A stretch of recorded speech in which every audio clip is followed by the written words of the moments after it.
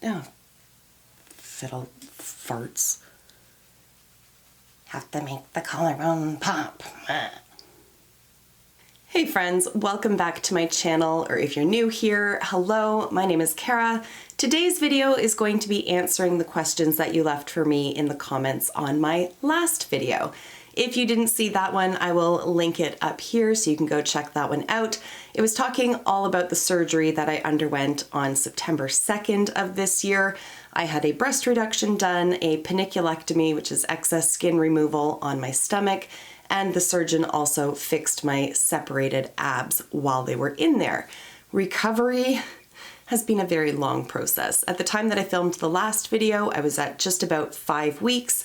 As I'm sitting here today, I'm just about 7 weeks, and there has been vast improvement over the last 2 weeks. Although I will say, I've been dealing with the added frustration of the cold that will not end. I have tested, it is not COVID. I just have like a seasonal cold and I've had it for 2 weeks. Our entire family got wiped out with it. It's been awful. Like it settled in my lungs to the point where my lungs kind of felt like they were burning. I was worried that I was going to get pneumonia. Thankfully not, but it really took the wind out of my sails. Like just as I was starting to have pain-free days, I got slammed with this cold. Although if I was going to get a cold, I'm glad I got it after my stomach muscles stopped hurting so much, because earlier in the recovery, I couldn't even clear my throat without my stomach screaming about it. So all that to say, physically, I am feeling much better, but this cold has just been sort of salt in the wound, if you will. But I did go and see my surgeon last week, and she checked all the incisions, she checked everything out.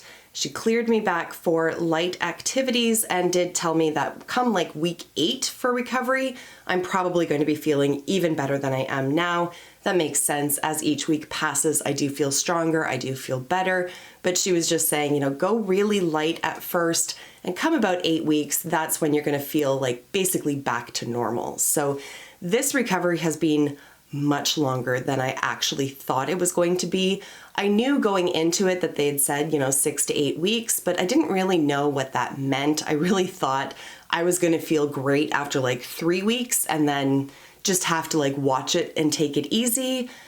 That has not been my experience. My experience has been that I have been very limited. We took the kids to an open recreational swim just a few days ago, like on Saturday, and I tried to actually do some swimming while we were in the pool just to see how it would go, because I want to get back into my lane swimming. I want to start building my endurance for next summer's triathlon series, but I could not do it. It just felt like my stomach muscles just felt altogether too tight. So what I've been working on this week is just doing some really gentle stretching, sort of lying on my stomach and then just sort of pushing up. I guess they would call it like, is it cobra pose? I don't do yoga, so I'm not entirely sure, but I think that's what it is.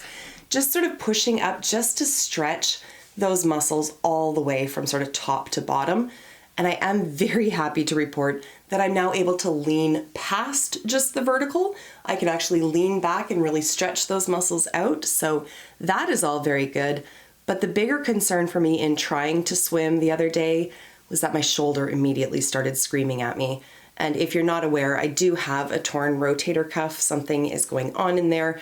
I was doing physio this summer. I've obviously taken a break because I haven't been doing anything physical at all since I had surgery.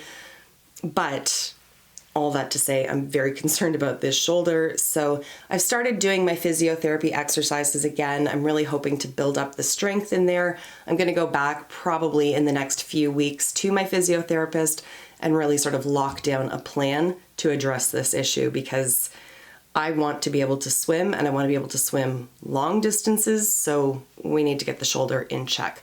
The muscles will happen when they happen. I don't really think there's any issues there. It's just they sewed everything together, so it's very tight. It needs to be sort of it needs to relax. It needs to be stretched. It needs to relax. It'll get there. It's just very frustrating waiting for that.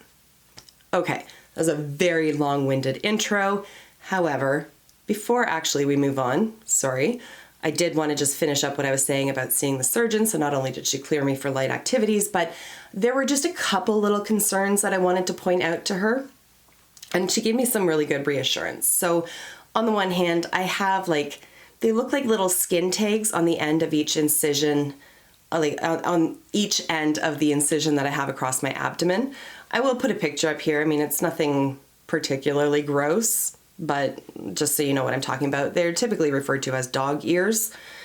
Not cute. I mean, dog ears sounds adorable, but these, I'm not in love with them. I will say the one on the left side does appear to be sort of rectifying itself. It's getting smaller, but the one on the right side looks pretty significant. She did say that that's just an in-office procedure.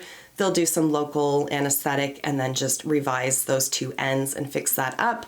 I have one little tiny spot way over here that's just not healing as well as the rest of the incisions have, and she is not concerned about it because it is scabbed over.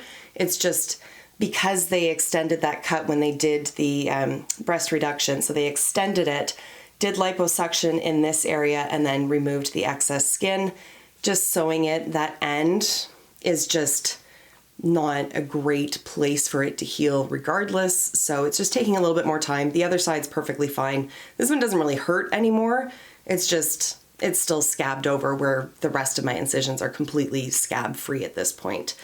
And then there is like a little lump that I have in my lower abdomen below the incision line.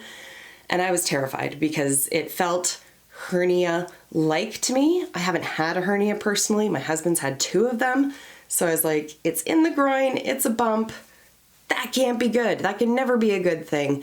But she reassured me. Well, eventually she reassured me. At first she was like, that's just fat necrosis, no big deal, we don't need to worry about it. And I'm like, I'm sorry, the word necrosis sounds horrifying. Can you please expand on this? And basically it's like scar tissue. So sometimes little pockets of fat, just the way that they do the sutures, they kind of get caught up in them is how she explained it. And then it kind of solidifies. And sometimes over time it can rectify itself and then you don't have to worry about it. Other times they just do like a needle aspiration, or they can actually go in and surgically remove it if they need to, just under a local anesthetic, again, in the office. I'm going to be seeing her in another 3 months' time, and then we're going to check in on it at that point. It doesn't cause me any pain. There's nothing to worry about. I asked her, like, is there any sort of like warning sign that I should be looking for? She said no. So all things are good. All things are very good. Everything is healing really well. I'm very happy with the results. But let's get into answering your questions now that I've been rambling forever. I think the thing that people are most interested in is whether or not I had any of this covered by insurance, and if not, how much did I have to pay out of pocket for it? So I have to give some context before I can really answer that in a meaningful way. So I am in Ontario, Canada. Canada has the benefit of having universal health care. So here in Ontario, we call that program OHIP, the Ontario Health Insurance Program Plan. I don't really know what the P stands for. I never really thought about it. I don't care. That is what funds most of our medical things. So if I go to a hospital, it's covered by OHIP. If I go to see my doctor, it's covered by OHIP. So in this instance, my breast reduction was covered by OHIP.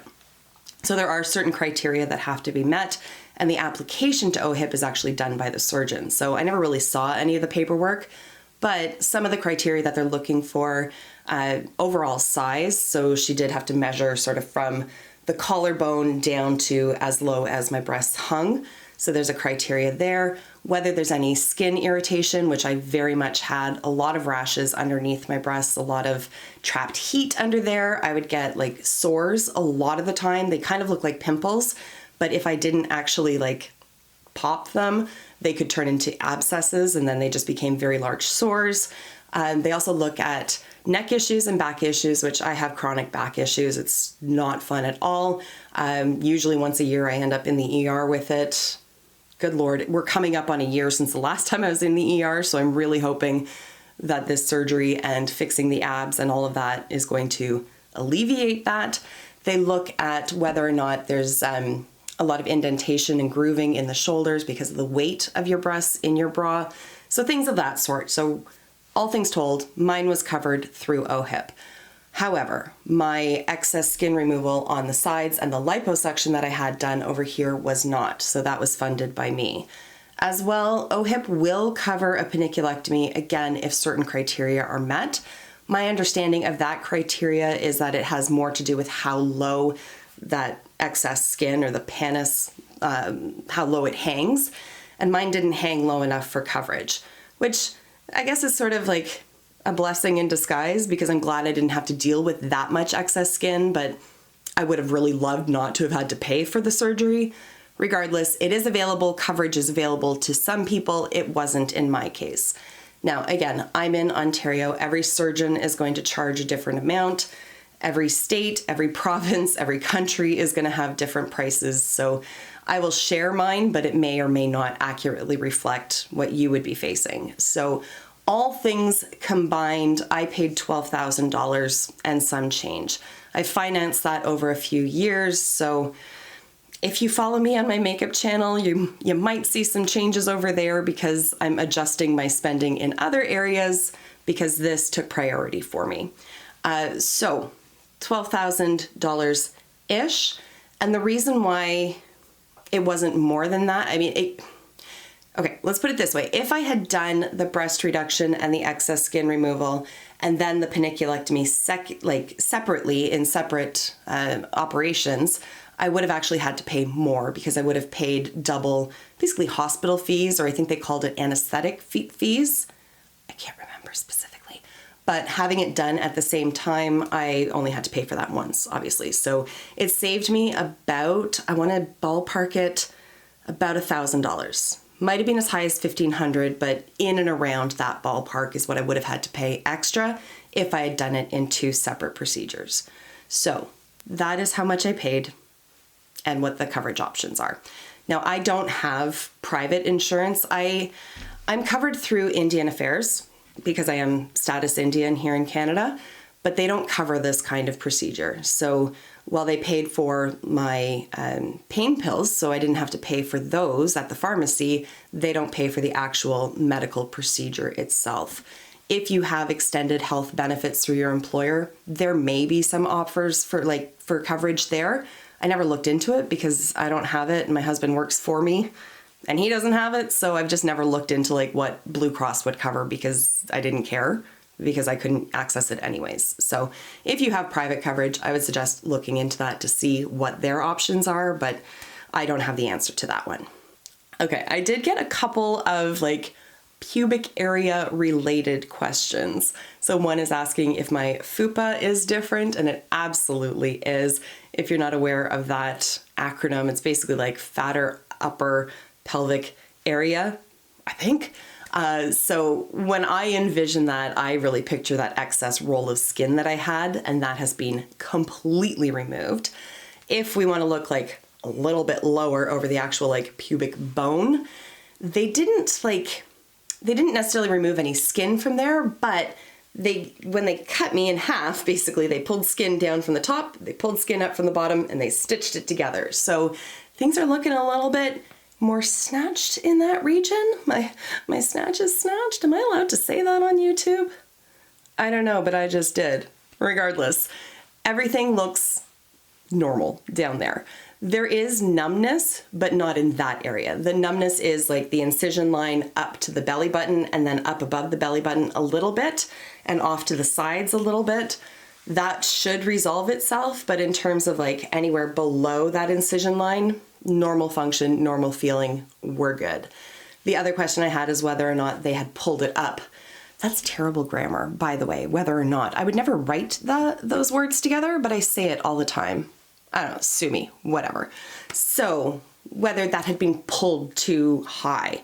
And I'm not entirely sure what that question means because I can't really envision it. And I don't want to Google pubic areas because I can only imagine what those results are going to be.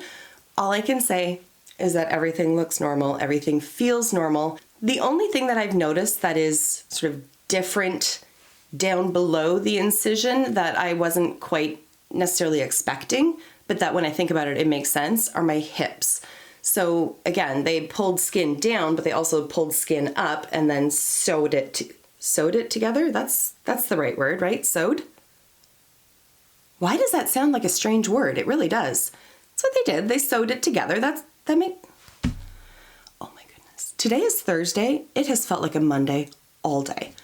Anyways, moving past that brain fart, they pulled the skin up. And so the skin over my hip bones is tighter than it was before I had surgery, which is kind of crazy to me because I can't remember when I've ever had visible hip bones. And now I do. So sometimes I just like lie on my back and I'm like, holy shit, I have hip bones. Like it's bonkers to me.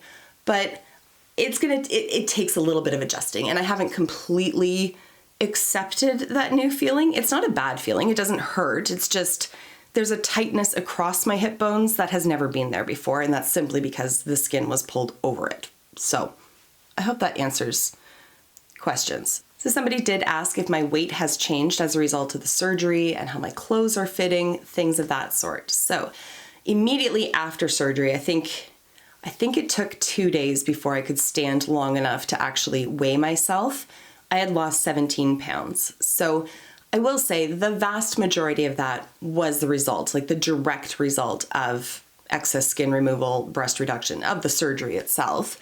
However, I also wasn't really eating in those couple of days, so there would be a couple of pounds associated with that as well. So overall, I mean, I think they took 15-ish pounds off of my body. And subsequent to that, I have lost a few additional pounds. Now, I have not been physical. I've been trying. I have got on my bike and got on Zwift for just like a 5K bike ride last week. But again, with this cold, and it's just felt like a nonstop asthma attack. Like my lungs have been very aggravated. I've been winded way too easily to really get back into anything. So I think the few pounds that I have lost is just the result of normal fluctuation. I have been more focused on my nutrition in the past couple of weeks than I was in the early stages of recovery. In September, if I wanted a burger, I had a burger. If fries made me feel good, I ate fries. Like I wasn't too concerned about it because I knew it wasn't reverting back to old habits. It was just recovery is friggin' hard. And if I can make myself feel a little bit better for a few moments in time by eating McDonald's, gonna eat McDonald's. Like that was just my mindset to it. But what I can say, and this is completely aside from anything, but my body started craving real food, like veggies, chicken, just real food. And now that I'm feeling better and I've resumed cooking, I just feel so much better. Like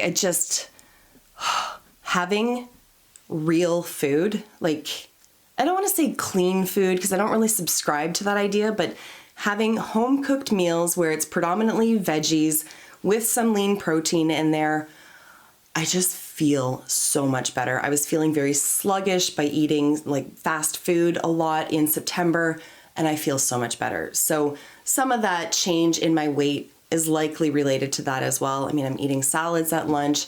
I'm eating a lot of like fresh veggies and whatnot at dinner. And that's not like a punishment to myself. It literally makes me feel better. And I love that I am in that place at this point because I always thought it was a myth. Like, never really believed people when they're like, I just feel better when I eat better. Oh my gosh, it's very true. And I do feel much better for having been eating better. I am struggling today. So that's the answer in relation to my weight. Now, my clothing hasn't been as dramatic as a change as I thought it might be, but there's definitely been some changes. So I put on a pair of size 16 jeans yesterday, and they were like, I was swimming in them. They're way too big. So a size 14, which I wore today, fits much better now. So size 14 pants. Shirts, like this one that I'm wearing today is from H&M. This is a size large. Never in my wildest dreams did I think I'd ever wear a size large. I did wear an XL prior to surgery, but at some stores, I required a double XL. And now that I've had this surgery done, I'm wearing some of those XL shirts, and they're just fitting a lot better. Some of them, depending on the store, depending on the style, some of them are way too big. But for the most part, my wardrobe just fits a lot more comfortably on me now. And I'm very happy about that because I really didn't want to have to go and replace all of my clothing. I've been good in terms of restraining myself from buying a lot of clothing. Couldn't resist this one. It's the neckline. Freaking love it. I also bought a dress that I never would have worn before. If I can find a picture of it, I'll stick it up here. I wouldn't have worn that because of that roll that I had on my stomach. I know that I could have, and very like body positive people would have said you should have, but I didn't feel comfortable in it, so I wouldn't have. That was a personal choice for me. And I wore that dress on Monday and I felt fantastic in it. I even bought a crop top. I bought 3 crop tops just because I could. Again, I could before the surgery, but I wouldn't have. That's going to be different for every person. Absolutely no judgment on anybody. But for myself, I did not feel comfortable exposing my stomach until now. And it feels amazing. It truly does. Another question, one that I had never even considered, but a good question nonetheless. Somebody had asked me if I experienced any hair loss after this surgery. Because after gastric bypass, it is very common to experience significant hair loss. And I did. I experienced a lot of hair loss. Now, as you can see, I have a lot of hair. So I never really noticed. I mean, obviously in the shower when like handfuls of hair are coming out, I totally noticed. But in terms of like, did I feel like my hair was getting too thin or was I self-conscious about it? I wasn't, because I'm working with like more than a full deck in terms of hair. Where it became a problem for me was when it started growing back in. All the ends were like super scraggly and just a hot mess. So I chopped off inches off my hair. A couple years ago, I think it was like up to here. And I felt so much better. I'm now slowly growing it out, but it's all back and it's fine. So after this round of surgeries that I had, I have not experienced any hair loss, at least none that I've noticed. I do have regular like day-to-day hair loss. So when I wash my hair, there's hair in the drain, but it's nothing alarming. It's nothing unusual for what my normal hair loss is. So now we're going to get into a few of the more specific questions related to the surgery. So somebody had commented and just said, no drains? And that was the question. And no, I did not have any drains. Now, every surgeon, again, is different. My surgeon had talked to me about that even at the very basic consult that I had with her, that she tries very hard to avoid having to use drains if she can get away with it.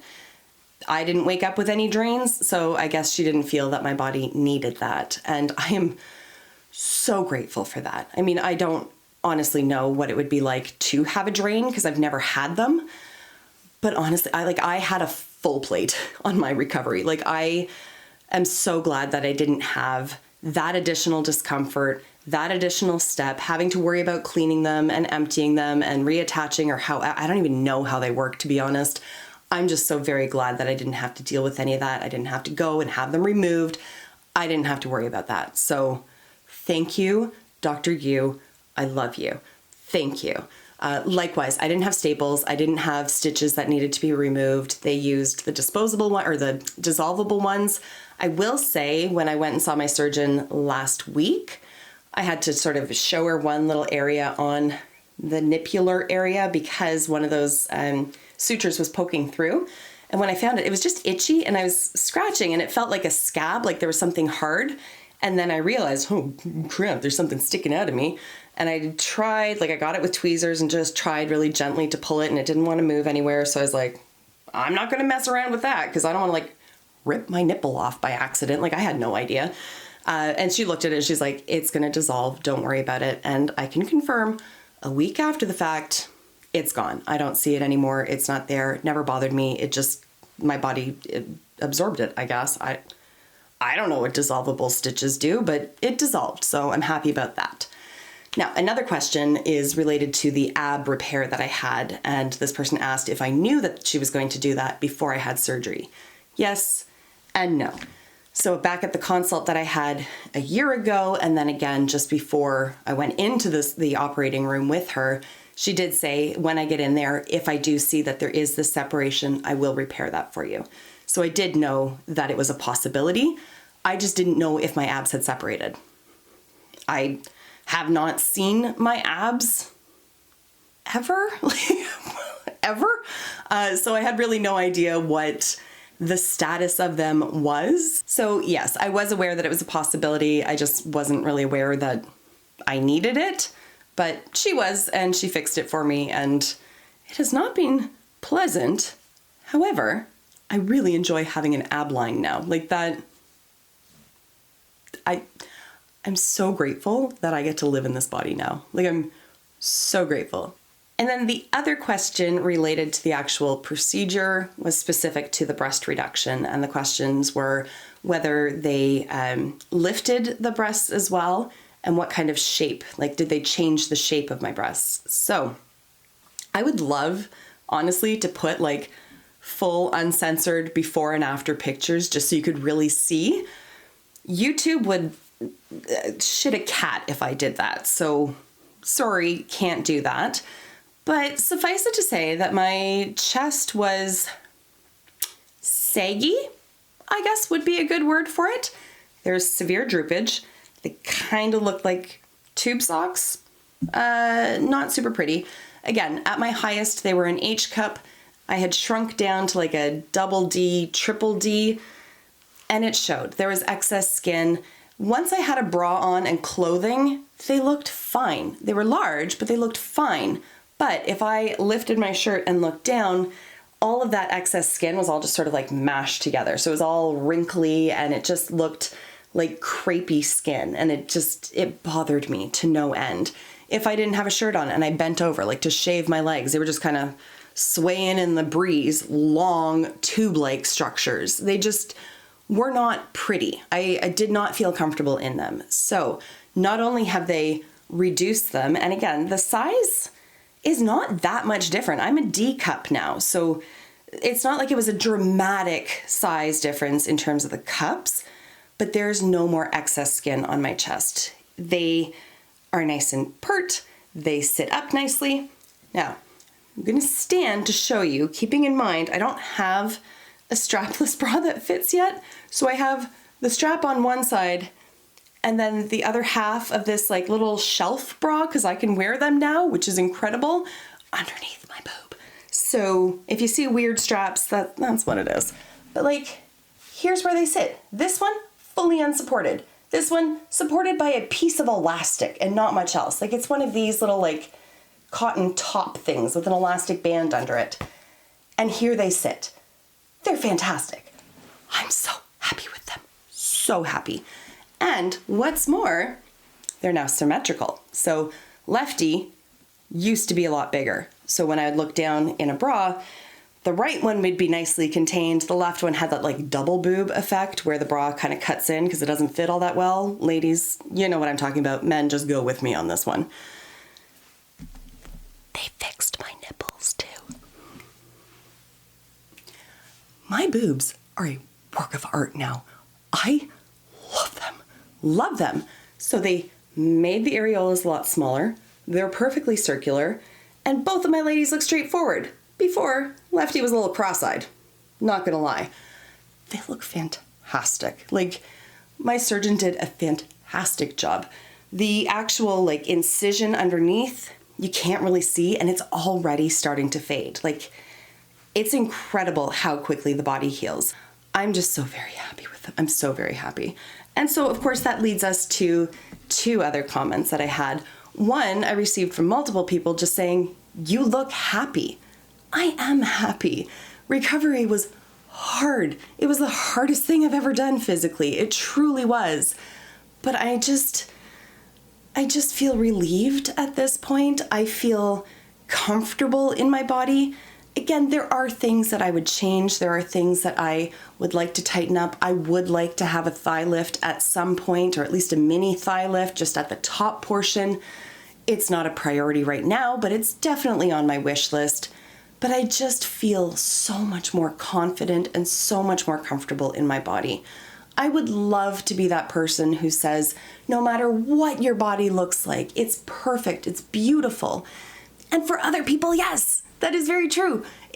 I'm so hypocritical about that because I don't judge other people for being overweight or for having lopsided breasts or whatever the case may be. I don't see, especially like my friends and people that I know, I don't see that. I see their smiles, I see their beautiful eyes, I see their kindness and their character. But when I look in a mirror and I look at myself, I don't see those things. I see my flaws, and I wish that wasn't the case, but it is.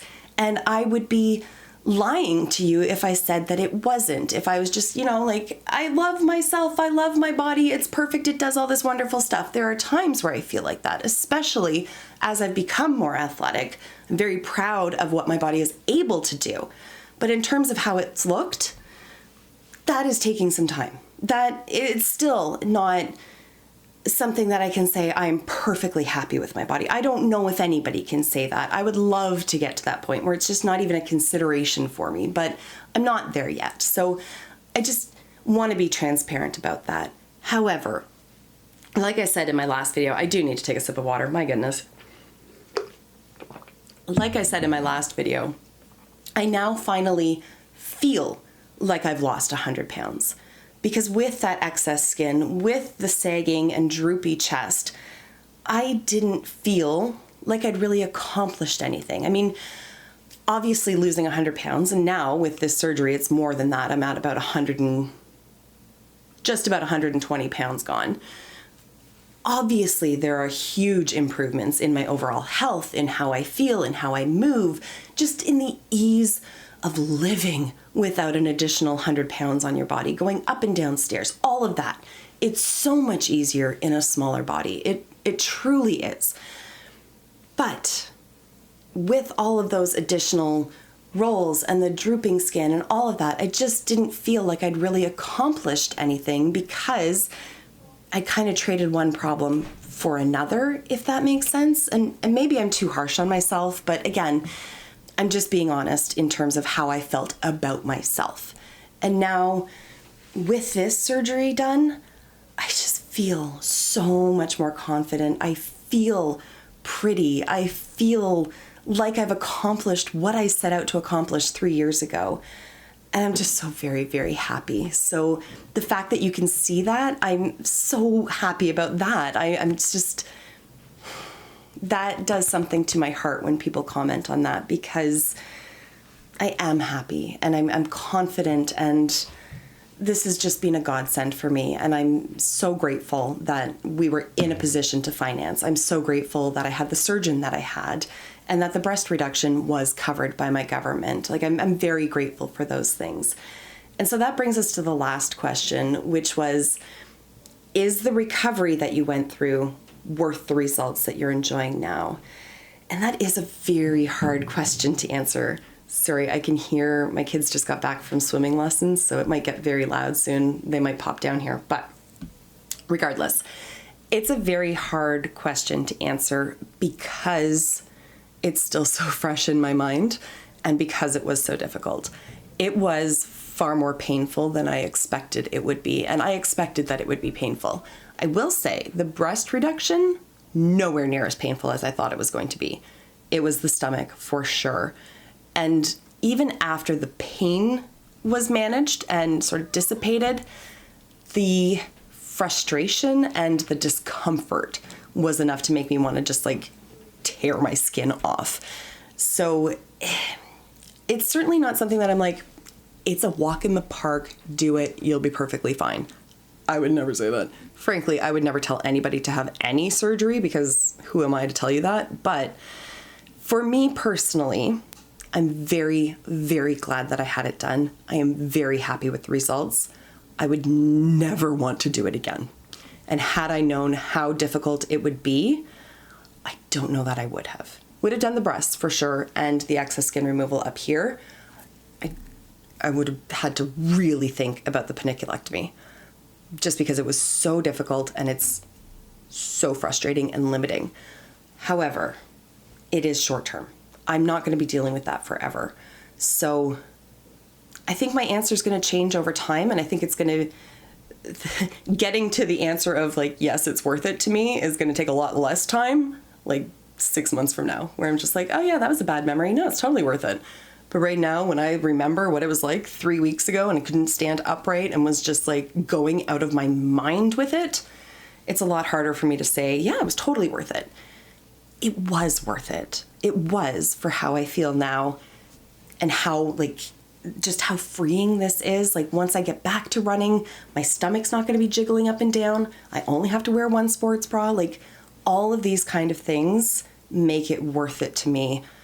But I would definitely say if you're considering this surgery, really consider it.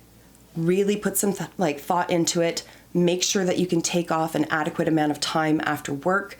I took 2 weeks off and then returned on a very part-time basis, and it wasn't until about week 5 of recovery that I was able to do full days. So I have a desk job. Like, I literally just sit at a desk. That's what I do. I'm not going up and down stairs. I'm not moving stuff around. I'm not carrying anything. I sit, and that was hard. So just bear that in mind. And I cannot overemphasize how important it is to have a support system at home, because for the first at least week, I was basically 100% reliant on other people. After about 3 days, I could get up and go to the bathroom on my own, that kind of thing. But making my own meals, carrying stuff up and down, filling water glasses, like, I was very reliant on my husband, and to a lesser extent on my kids. Like, they would go and they would get water for me and stuff like that. And of course they wanted to help me out, but I couldn't have done it on my own. Could not have done it on my own. So those are the cautions that I would have. But yes, as horrible as the recovery was, it's worth it to me. Everybody's going to have a different answer to that though. All right, with that said, I'm going to wrap the video up here. If you do have any questions that I haven't addressed in this video, feel free to leave them in the comments and I will get back to you on that. But otherwise, that is it for today. Thank you so much for taking the time to watch, and I will see you in my next video. Bye for now.